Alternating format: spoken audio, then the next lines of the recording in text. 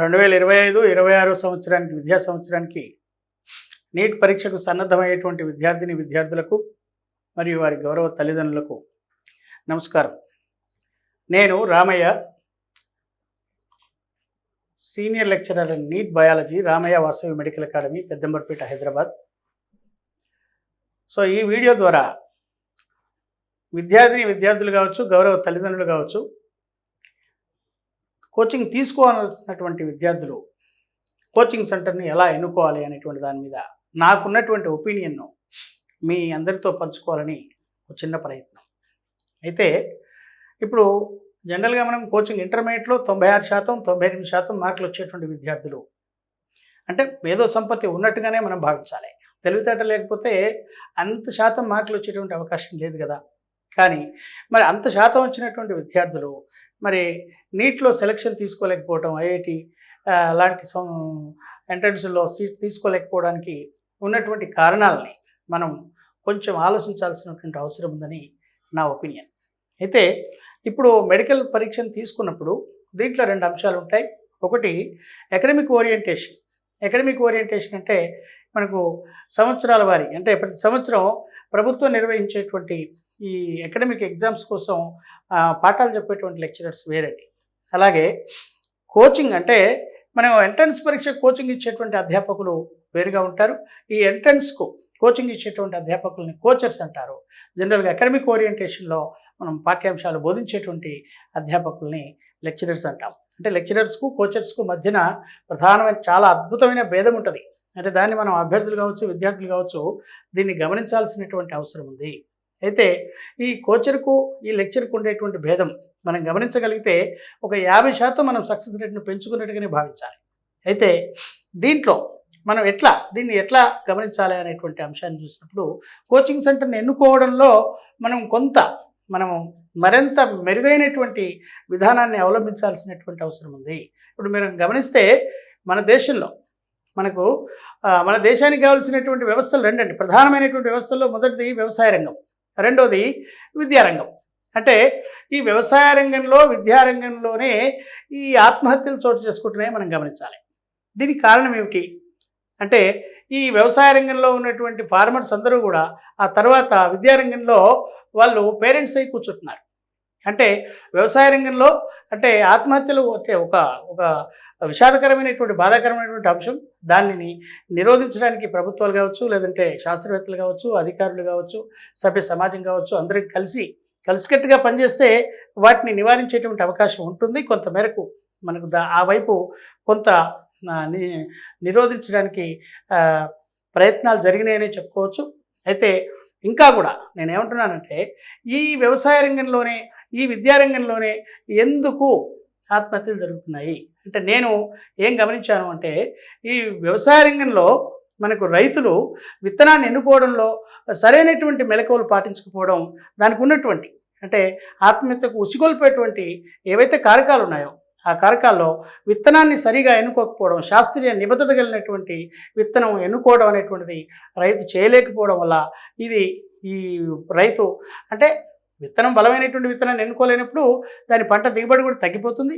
ఆ తగ్గిపోయినప్పుడు అప్పులపాలై అట్లాంటి పరిస్థితులు ఏర్పడే పరిస్థితులు ఏర్పడుతున్నాయని ఒక ఆలోచన. అట్లనే విద్యారంగంలో కూడా మనకి ఇంటర్మీడియట్లో చూసినప్పుడు పిల్లలు చాలామంది ఆత్మహత్యలు చేసుకునేటువంటి పరిస్థితి. ఇది చాలా బాధాకరమైనటువంటి అంశం. దీని గురించి మాట్లాడటానికి కూడా సరైనటువంటి భాష రావట్లేదు. బట్ దీన్ని విద్యార్థులు కావచ్చు, లేదంటే తల్లిదండ్రులు కావచ్చు దీని గురించి ఆలోచించాల్సినటువంటి అవసరం ఉంది. దీంట్లో విద్యార్థుల పాత్ర, లేదంటే లెక్చరర్స్ పాత్ర, తల్లిదండ్రుల పాత్ర, అందరి పాత్ర, లేదంటే కోచింగ్ సెంటర్ల పాత్ర కూడా దీంట్లో ఉంది. దీన్ని మనం ఏ రకంగా తల్లిదండ్రులు, విద్యార్థులు కోచింగ్ సెంటర్ని ఎన్నుకోవాలి అంటే ఇప్పుడు మనం గమనిస్తే కనుక ఈ విద్యార్థి లోకంలో ఆత్మహత్యలకు ఉన్నటువంటి ప్రధానమైన కారణాల్లో ఒకటి ఏంటి అంటే అది సరైనటువంటి లెక్చరర్ని ఎన్నుకోలేకపోవడం. అంటే సరైనటువంటి టీచర్ని, సరైనటువంటి కోచర్ని ఎన్నుకోలేకపోవడం వల్ల విద్యార్థి ఆయన అనుకున్నటువంటి ఆశయాన్ని చేరుకోలేకపోవడం వల్ల దానివల్ల కొంతమేరకు ఈ మానసిక ఒత్తిడికి గురై ఇట్లాంటి పరిస్థితులు ఏర్పడుతున్నాయని అనుకోవచ్చు. అయితే నేనేమంటున్నాను దీని ద్వారా అంటే నేనేదో మొత్తం విద్యా వ్యవస్థని ప్రక్షాళన చేస్తాను ఇంకేదో అనేటువంటిది నా ఒపీనియన్ కాదు. నేను ఇక్కడ ఏం మాట్లాడుతున్నానంటే గౌరవ తల్లిదండ్రులు కావచ్చు, విద్యార్థులు కావచ్చు కోచింగ్ సెంటర్ని ఎన్నుకునేటప్పుడు కొంత మెరుగైనటువంటి శాస్త్రీయ నిబద్ధతను పాటించి ఎన్నుకోవాల్సిందిగా నేను ఒక సీనియర్ అధ్యాపకునిగా గౌరవ తల్లిదండ్రులకు విద్యార్థులందరికీ నేను ఒక చిన్న మనవి చేస్తున్నాను. దీన్ని స్వీకరిస్తారని, దీన్ని ఆలోచిస్తారని నేను భావిస్తున్నాను. అయితే కోచింగ్ సెంటర్ అంటే ఇప్పుడేదో మా కోచింగ్ సెంటర్లకే వచ్చి చేరమనేటువంటిది నా ఒపీనియన్ కాదు. నేనేం మాట్లాడుతున్నానంటే ఒకసారి మీరు పరిశీలించేటువంటి కోచింగ్ సెంటర్లో, మీరు ఎన్నుకునేటువంటి కోచింగ్ సెంటర్లో ఒకసారి మా కోచింగ్ సెంటర్ను కూడా సందర్శించండి.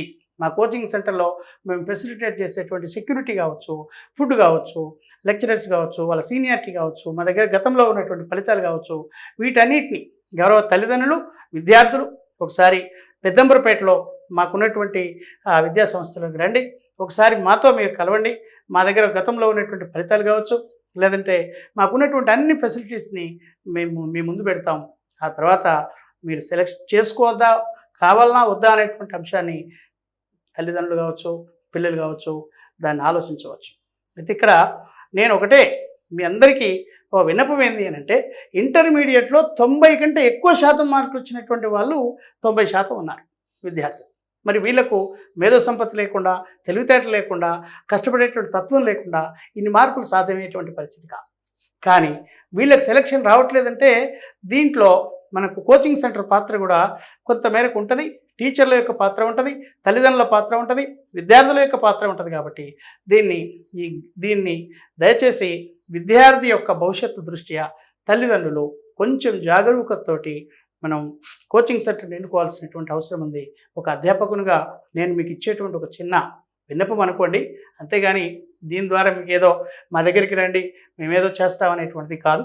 ఇక్కడ మా పాత్రలో లోపాలు కానీ, గ్యాప్స్ కానీ, లూప్స్ కానీ లేకుండా లెక్చరర్గా మా పాత్ర, లేదంటే హాస్టల్లో ఉండేటువంటి పరిస్థితులు కావచ్చు, వాటన్నిటిని విద్యార్థికి తగు విధంగా కావాల్సినటువంటి ఏర్పాట్లు మేము చేసి ఉన్నాం. తప్పకుండా మీరు మా కోచింగ్ సెంటర్ వైపు ఒకసారి రండి. దీని ద్వారా మేము 5వ తారీఖు నుండి వరుసగా 5వ తారీఖు నుండి తల్లిదండ్రులకు, పిల్లలకు వీళ్ళందరికీ కూడా మేము ఓరియంటేషన్ క్లాస్ ద్వారా ఏ రోజు ఎవరు వచ్చినా తప్పకుండా అక్కడ అందుబాటులో ఉంటాం. మేము మీకు orientation class in the sense what I can say, మీకు కావాల్సినటువంటి సమాచారం అంటే మేమేం చేయబోతున్నాం, అసలు సీట్ ఎలా వస్తుంది, సీట్ ఎందుకు రాదు, పెద్ద మీరు బాగా విశ్వాసం ఉంచినటువంటి గొప్ప గొప్ప కాలేజీలలో కొద్దిమందికే సీట్ వచ్చేటువంటి అవకాశం ఉంది. చాలామందికి సీట్లు రానటువంటి పరిస్థితులు మనం గమనిస్తున్నాం. దీనికి కారణం ఏందో కూడా విద్యార్థులు, తల్లిదండ్రులు ఆలోచించాల్సినటువంటి అవసరం ఉంది. అయితే మా గురించి చివరిగా ఒక నెక్స్ట్ వీడియో ద్వారా నేను ఇంకొక సమాచారాన్ని మీ ముందుకు తీసుకొస్తాను. దీన్ని దయచేసి దయ ఉంచి విద్యార్థులందరూ, తల్లిదండ్రులందరూ తప్పకుండా కోచింగ్ సెంటర్ని ఎన్నుకోవడంలో మరింత మెరుగైనటువంటి పద్ధతిని అవలంబిస్తారని నేను చిన్న మనవి చేస్తున్నాను.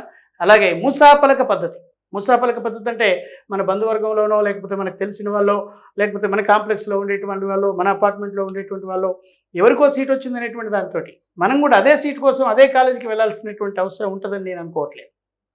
అందుకని ఈ కోచింగ్ సెంటర్ యొక్క పాత్ర చాలా కీలకమైంది. దాంట్లోనే విద్యార్థి, తల్లిదండ్రుల యొక్క పాత్ర ఇంకా ప్రధానమైనటువంటిది. కాబట్టి ఈ 4 స్తంభాలు, విద్యార్థులు కావచ్చు, మేనేజ్మెంట్ కావచ్చు, లేదంటే పేరెంట్స్ కావచ్చు, టీచర్ కావచ్చు, ఈ 4 స్తంభాలు బలంగా నిలబడితే అభ్యర్థికి ఉన్నటువంటి మేధో సంపత్తిని అద్భుతంగా మనం ముందుకు తీసుకెళ్ళి వాళ్ళకి కావాల్సినటువంటి సక్సెస్ రేట్ను, సీట్ వస్తుంది రాదు అనేటువంటిది మనం చెప్పడానికి లేదు, వాళ్ళ యొక్క సక్సెస్ రేట్ను పెంచేటువంటి అవకాశం ఉంది. దీన్ని తప్పకుండా విద్యార్థులు, అధ్యాపకులు 5వ తారీఖు నుండి మా కోచింగ్ సెంటర్కు రావాల్సిందిగా ఈ వేదిక ద్వారా, ఈ వీడియో ద్వారా నేను మీ అందరికీ మనవి చేస్తున్నాను. ఆ తర్వాత నెక్స్ట్ వీడియోలో నేను దేశవ్యాప్తంగా ఎన్ని మెడికల్ సీట్లు ఉన్నాయి, తెలంగాణ రాష్ట్రంలో ఎన్ని మెడికల్ సీట్లు ఉన్నాయి, కౌన్సిలింగ్ ద్వారా ఎన్ని మెడికల్ సీట్లు వచ్చేటువంటి అవకాశం ఉంది, మీరు ఒకసారి గమనిస్తే మొత్తం భారతదేశంలో ఉండేటువంటి సుమారు 78-79 వేల సీట్లు, మెడికల్ సీట్లు ఈరోజు మన దేశంలో అందుబాటులో ఉన్నాయి. దీంట్లో మనకు సుమారు 22-25 వేల సీట్లు మనకు తెలంగాణ అభ్యర్థులకు, ఉమ్మడి తెలుగు రాష్ట్రాల అభ్యర్థులకు దేశవ్యాప్తంగా అందుబాటులోకి వచ్చినటువంటి పరిస్థితి ఉంది. కాబట్టి మొత్తం దేశంలో ఉండేటువంటి మెడికల్ సీట్ల సంఖ్య తెలంగాణ రాష్ట్రంలో ఉండేటువంటి ఇంజనీరింగ్ సీట్లకు సమానమైనటువంటి పరిస్థితిని మనం చూస్తున్నాం. అంటే ఈ క్రమంలో నీట్ అందుబాటులోకి వచ్చిన తర్వాత తెలుగు విద్యార్థులకు మీరు గమనిస్తే ఈ ఐఐటిలో ఉండేటువంటి మొత్తం 10,000 సీట్లు ఉన్నాయి దేశవ్యాప్తంగా. ఈ 10,000 సీట్లలో సుమారు మొదటి 2,000 మంది ఈ తెలుగు రాష్ట్రాల నుంచే వెళ్తారు. మీరు గమనించండి, ఐఐటి ఎక్కడ ఏ బ్రాంచ్లో కూడా తెలుగు రాష్ట్రాల వారు సుమారు 70% ఉన్నారు. దీనికి కారణం ఏంటి అని అంటే అది వాళ్ళకు ఉన్నటువంటి ఒక కేపబిలిటీ, దాన్ని పెంచినటువంటి విధానం కావచ్చు, దాంట్లో మనం తీసుకునేటువంటి తర్ఫీదు కావచ్చు, అట్లా జరుగుతాం. అయితే మనం దీనిపైన మెడికల్ సీట్ కూడా ప్రస్తుతం రావడం మనకు పెద్ద కష్టమైనటువంటి పని నేనేం అనుకోవట్లేదు. అయితే దీంట్లో విశ్లేషణ ఏమిటి, నీట్లో ఉండేటువంటి మార్కుల్లో 360 మార్కులు బయాలజీలో ఎందుకు తీసుకోలేకపోతున్నాం?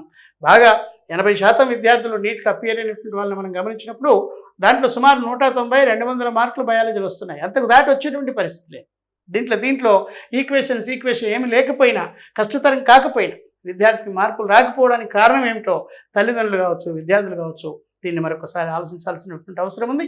అయితే నెక్స్ట్ 2వ వీడియో ద్వారా ఏం చేస్తే మనకు బయాలజీలో మార్కులు పెరుగుతాయి, అసలు సక్సెస్లో బయాలజీ పాత్ర ఎంత, కెమిస్ట్రీ పాత్ర ఎంత, ఫిజిక్స్ పాత్ర ఎంత, ఇదంతా నేను ఎడమర్చి మరో వీడియో ద్వారా మీ ముందుకు తెచ్చేటువంటి ప్రయత్నం చేస్తాను. Thank you. దీన్ని మీరందరూ గమనించాల్సిందిగా మరొకసారి రామయ్య వాసవి మెడికల్ అకాడమీ హైదరాబాద్ పెద్దంబర్పేట ద్వారా ఈ వేదిక ద్వారా మీ అందరికీ చిన్న మనవి చేస్తున్నాను. Thank you. 2వ వీడియో ద్వారా మళ్ళీ ఒకసారి మీ ముందుకు వస్తాను. Thank you.